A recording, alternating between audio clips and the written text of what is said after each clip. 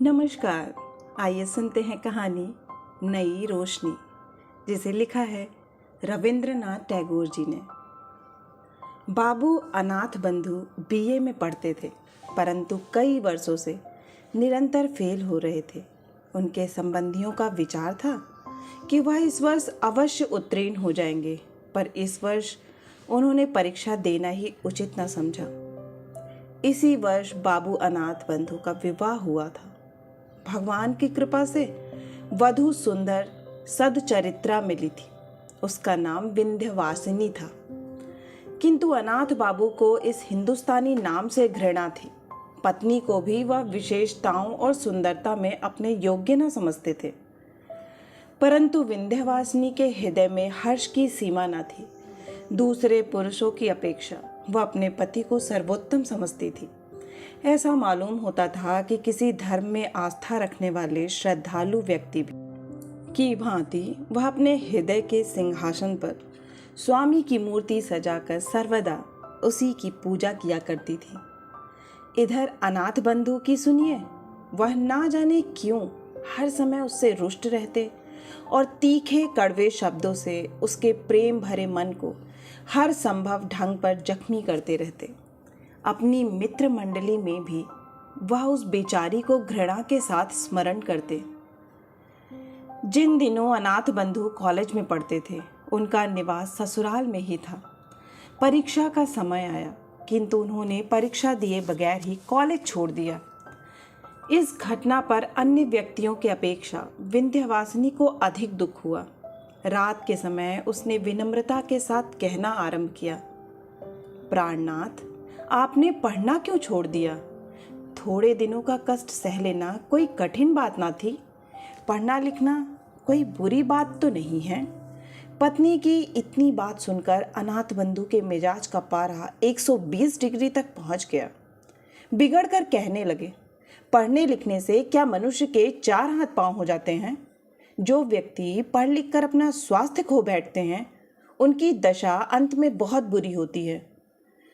पति का उत्तर सुनकर विंध्यवासिनी ने इस प्रकार स्वयं को सांत्वना दी, जो मनुष्य गधे या बैल की भांति कठिन परिश्रम करके किसी न किसी प्रकार सफल भी हो गए, परंतु कुछ न बन सके, तो फिर उनका सफल होना ना होना बराबर है। इसके दूसरे दिन पड़ोस में रहने वाली सहेली कमला विंध्यवासिनी को एक समाचार सुनाने आई। उसने कहा, आज हमारे भाई बीए की परीक्षा में उत्तीर्ण हो गए। उनको बहुत कठिन परिश्रम करना पड़ा, किंतु भगवान की कृपा से परिश्रम सफल हुआ। कमला की बात सुनकर विंध्य ने समझा कि पति की हंसी उड़ाने को कह रही है। वह सहन कर गई और दबी आवाज़ में कहने लगी, बहन, मनुष्य के लिए बीए पास कर लेना कोई कठिन बात नहीं, परंतु बीए पास कर लेने से होता क्या है? विदेशों में लोग बीए और एमए पास व्यक्तियों को घृणा की दृष्टि से देखते हैं। विंध्यवासिनी ने जो बातें कमला से कही थी, वे सब उसने अपने पति से सुनी थी। नहीं तो उस बेचारी को विलायत का हाल क्या मालूम था। कमला आई तो थी हर्ष का समाचार सुनाने, किंतु अपनी प्रिय सहेली के मुख से ऐसे शब्द सुनकर उसको बहुत दुख हुआ। परंतु समझदार लड़की थी, उसने अपने हृदयगत भाव प्रकट ना होने दिए। उल्टा विनम्र होकर बोली, बहन, मेरा भाई तो विलायत गया ही नहीं, और ना मेरा विवाह ऐसे व्यक्ति से हुआ है जो विलायत होकर आया हो, इसलिए विलायत का हाल मुझे कैसे मालूम हो सकता है। इतना कहकर कमला अपने घर चली गई।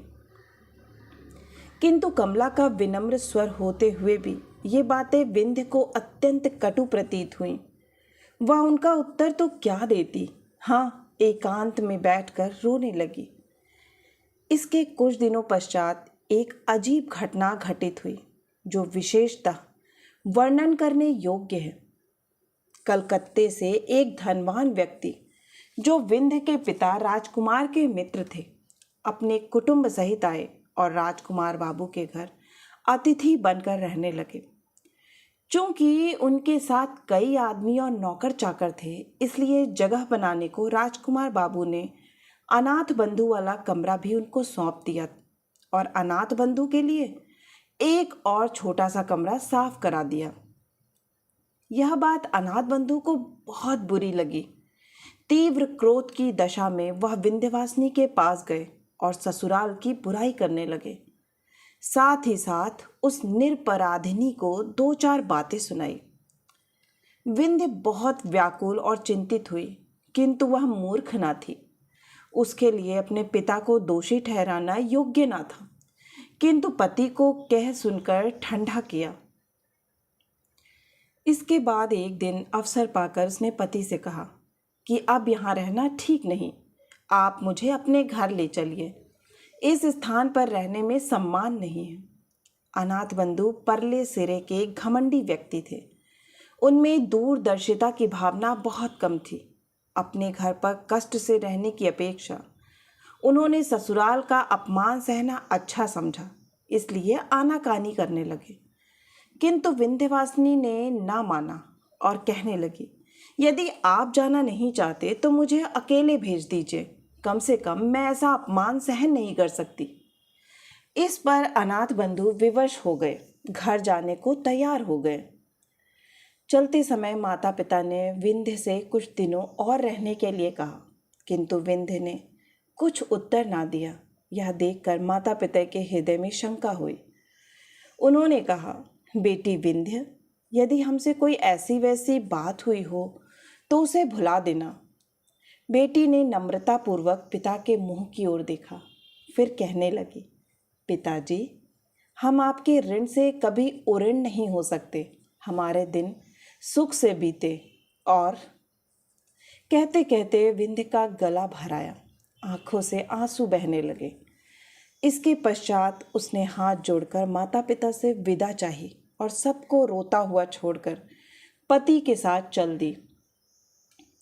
कलकत्ता के धनवान और ग्रामीण जमींदारों में बहुत अंतर था। जो व्यक्ति सर्वदा नगर में रहा हो उसे गांव में रहना अच्छा नहीं लगता, किंतु विंध्य ने पहली बार नगर से बाहर कदम रखने पर भी किसी प्रकार का कष्ट प्रकट ना किया, बल्कि ससुराल में हर प्रकार से प्रसन्न रहने लगी। इतना ही नहीं, उसने अपनी नारी सुलभ चतुरता से बहुत शीघ्र अपनी सास का मन मोह लिया। ग्रामीण स्त्रियां उसके गुणों को देखकर प्रसन्न होती थीं, परंतु सब कुछ होते हुए भी विंध्य प्रसन्न न थे। अनाथ बंधु के 3 भाई और थे, 2 छोटे, 1 बड़ा। बड़े भाई परदेश में 50 रुपए के नौकर थे। इससे अनाथ बंधु के घर बार का खर्च चलता था। छोटे भाई अभी स्कूल में पढ़ते थे। बड़े भाई की पत्नी श्यामा को इस बात का घमंड था कि उसके पति की कमाई से सबको रोटी मिलती है, इसलिए वह घर के कामकाज को हाथ तक ना लगाती थी। इसके कुछ दिनों पश्चात बड़े भाई छुट्टी लेकर घर आए। रात को श्यामा ने पति से भाई और फौजाई की शिकायत की। पहले तो पति ने उसकी बातों को हंसी में उड़ा दिया, परंतु जब उसने कई बार कहा तो उन्होंने अनाथ बंधु को बुलाया और कहने लगे, भाई, 50 रुपए में हम सबका गृहस्थ नहीं चल सकता। अब तुमको भी नौकरी की चिंता करनी चाहिए। यह शब्द उन्होंने बड़े प्यार से कहे थे, परंतु अनाथ बंधु बिगड़ कर बोले, भाई साहब, 2 मुट्ठी भर अन्न के लिए आप इतने रुष्ट होते हैं। नौकरी तलाश करना कोई बड़ी बात नहीं, किंतु हमसे किसी की गुलामी नहीं हो सकती। इतना कहकर वह भाई के पास से चले आए। इन्हीं दिनों गांव के स्कूल में 3rd मास्टर का स्थान खाली हुआ था। अनाथ बंधु की पत्नी और उनके बड़े भाई ने उस स्थान पर उनसे काम करने के लिए बहुत कहा, किंतु उन्होंने ऐसी तुच्छ नौकरी स्वीकार ना की। अब तो अनाथ बंधु को केवल विलायत जाने की धुन समाई हुई थी। एक दिन अपनी पत्नी से कहने लगे, देखो, आजकल विलायत गए बिना मनुष्य का सम्मान नहीं होता और ना अच्छी नौकरी मिल सकती है, इसलिए हमारा विलायत जाना आवश्यक है। तुम अपने पिता से कहकर कुछ रुपया मंगा दो तो हम चले जाएं। विलायत जाने की बात सुनकर विंध्य को बहुत दुख हुआ। पिता के घर से रुपया मंगाने की बात से बेचारी की जान ही निकल गई। दुर्गा पूजा के दिन समीप आए तो विंध्य के पिता ने बेटी और दामाद को बुलाने के लिए आदमी भेजा। विंध्य खुशी खुशी मैके आई। माँ ने बेटी और दामाद को रहने के लिए अपना कमरा दे दिया। दुर्गा पूजा की रात को यह सोचकर कि पति ना जाने कब वापस आए, विंध्य प्रतीक्षा करते करते सो गई। सुबह उठी तो उसने अनाथ बंधु को कमरे में ना पाया। उठकर देखा तो माँ का लोहे का संदूक खुला पड़ा था। सारी चीज़ें इधर उधर बिखरी पड़ी थी और पिता का छोटा गैस बॉक्स जो उसके अंदर रखा था गायब था। विंध्य का हृदय धड़कने लगा। उसने सोचा कि जिस बदमाश ने चोरी की है उसी के हाथों पति को भी हानि पहुंचती है। परंतु थोड़ी देर बाद उसकी दृष्टि एक कागज के टुकड़े पर जा पड़ी। वह उठाने लगी तो देखा कि पास ही कुंजियों का एक गुच्छा पड़ा है। पत्र पढ़ने से मालूम हुआ कि उसका पति आज ही प्रातः जहाज पर सवार होकर विलायत चला गया है। पत्र पढ़ते ही विंध्य की आंखों के सामने अंधेरा छा गया। वह दुख के आघात से जमीन पर बैठ गई और आंचल से मुंह ढाँप कर रोने लगी। आज सारे बंगाल में खुशियां मनाई जा रही थी, किंतु विंध्य के कमरे का दरवाज़ा अब तक बंद था। इसका कारण जानने के लिए विंध्य की सहेली कमला ने दरवाज़ा खटखटाना आरंभ किया, किंतु अंदर से कोई उत्तर ना मिला। तो वह दौड़कर विंध्य की माँ को बुला लाई। माँ ने बाहर खड़ी होकर आवाज़ दी, विंध्य, अंदर क्या कर रही है? दरवाज़ा तो खोल बेटी। माँ की आवाज़ पहचान कर विंध्य ने झट आंसुओं को पोंछ डाला और कहा, माताजी, पिताजी को बुला लो। इससे माँ बहुत घबराई, अतः उसने तुरंत पति को बुलवाया। राजकुमार बाबू के आने पर विंध्य ने दरवाज़ा खोल दिया और माता पिता को अंदर बुलाकर फिर दरवाज़ा बंद कर लिया। राजकुमार ने घबरा कर पूछा, विंध्य, क्या बात है? तू रो क्यों रही है? यह सुनते ही विंध्य पिता के चरणों में गिर पड़ी और कहने लगी, पिताजी, मेरी दशा पर दया करो। मैंने आपका रुपया चुराया है। राजकुमार आश्चर्यचकित रह गए। उसी हाल में विंध्य ने फिर हाथ जोड़कर कहा, पिताजी, इस अभागिन का अपराध क्षमा कीजिए। स्वामी को विलायत भेजने के लिए मैंने यह नीच कर्म किया है। विंध्य ने डरते डरते उत्तर दिया, पिताजी, आप उनको विलायत जाने के लिए रुपया ना देते। ध्यान देने योग्य बात है कि जिस विंध्य ने कभी माता पिता से रुपए पैसे के लिए विनती तक ना की थी, आज वह पति के पाप को छुपाने के लिए चोरी का इल्ज़ाम अपने ऊपर ले रही है। विंध्यवासिनी पर चारों ओर से घृणा की बौछारें होने लगी। बेचारी सब कुछ सुनती रही, किंतु मौन थी। तीव्र क्रोधावेश की दशा में राजकुमार ने बेटी को ससुराल भेज दिया। इसके बाद समय बीतता गया, किंतु अनाथ बंधु ने विंध्य को कोई पत्र ना लिखा और ना अपनी माँ की ही कोई सुध-बुध ली। पर जब आखिरकार सब रुपए जो उनके पास थे खर्च हो गए, तो बहुत ही घबराए और विंध्य के पास एक तार भेजकर तकाजा किया। विंध्य ने तार पाते ही अपने बहुमूल्य आभूषण बेच डाले और उनसे जो मिला वह अनाथ बाबू को भेज दिया। अब क्या था, जब कभी रुपयों की आवश्यकता होती वह झट विंध्य को लिख देते और विंध्य से जिस तरह बन पड़ता अपने रहे सहे आभूषण बेचकर उनकी आवश्यकताओं को पूरा करती रहती। यहाँ तक कि बेचारी गरीब के पास कांच की 2 चूड़ियों के सिवाय कुछ भी शेष न रहा। अब अभागी विंध्य के लिए संसार में कोई सुख शेष न रहा था। संभव था वह किसी दिन दुखी हालत में आत्महत्या कर लेती, किंतु वह सोचती कि मैं स्वतंत्र नहीं, अनाथ बंधु मेरे स्वामी हैं, इसलिए कष्ट सहते हुए भी वह जीवन के दुख उठाने पर विवश थी। अनाथ बंधु के लिए वह जीवित रहकर अपना कर्तव्य पूरा कर रही थी, किंतु अब चूंकि उसके लिए विरह का दुख सहना कठिन हो गया था, इसलिए विवश होकर उसने पति के नाम वापस आने के लिए पत्र लिखा। इसके थोड़े दिनों बाद अनाथ बंधु बैरिस्टरी पास करके साहब बहादुर बने हुए वापस लौट आए। परंतु देहात में बैरिस्टर साहब का निर्वाह होना कठिन था, इसलिए पास ही एक कस्बे में होटल का आश्रय लेना पड़ा। विलायत में रहकर अनाथ बंधु के रहन सहन में बहुत अंतर आ गया था। वह ग्रामीणों से घृणा करते थे। उनके खान पान और रहन सहन के तरीकों से यह भी मालूम न होता था कि वह अंग्रेज हैं या हिंदुस्तानी। विंध्य यह सुनकर बहुत प्रसन्न हुई कि स्वामी बैरिस्टर होकर आए हैं, किंतु माँ उसकी बिगड़ी हुई आदतों को देखकर बहुत व्याकुल हुई। अंत में उसने भी यह सोचकर दिल को समझा लिया कि आजकल का जमाना ही ऐसा है, इसमें अनाथ बंधु का क्या दोष। इसके कुछ समय पश्चात एक बहुत ही दर्द भरी घटना घटित हुई। बाबू राजकुमार अपने कुटुंब सहित नाव पर सवार होकर कहीं जा रहे थे कि सहसा नौका जहाज से टकराकर गंगा में डूब गई। राजकुमार तो किसी प्रकार बच गए, किंतु उनकी पत्नी और पुत्र का कहीं पता न लगा।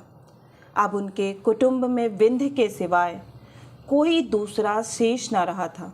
इस दुर्घटना के पश्चात एक दिन राजकुमार बाबू विकल अवस्था में अनाथ बंधु से मिलने आए।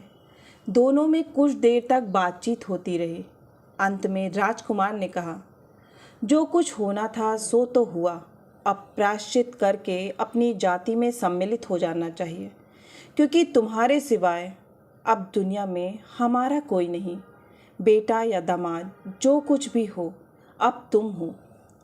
अनाथ बंधु ने प्रायश्चित करना स्वीकार कर लिया। पंडितों से सलाह ली गई तो उन्होंने कहा, यदि इन्होंने विलायत में रहकर मांस नहीं खाया है तो इनकी शुद्धि वेद मंत्रों द्वारा की जा सकती है। यह समाचार सुनकर विंध्य हर्ष से फूली ना समाई और अपना सारा दुख भूल गई। आखिर एक दिन प्रायश्चित की रस्म अदा करने के लिए निश्चित किया गया।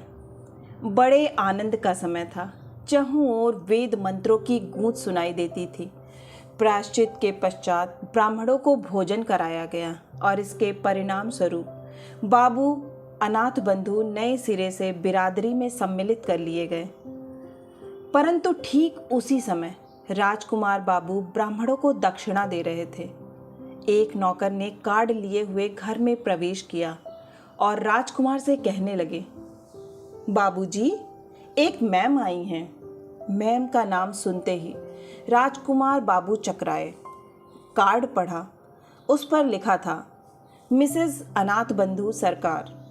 इससे पहले कि राजकुमार बाबू हाँ या ना में कुछ उत्तर देते, एक गोरे रंग की यूरोपियन युवती खट खट करती अंदर आ उपस्थित हुई। पंडितों ने उसको देखा तो दक्षिणा लेनी भूल गए।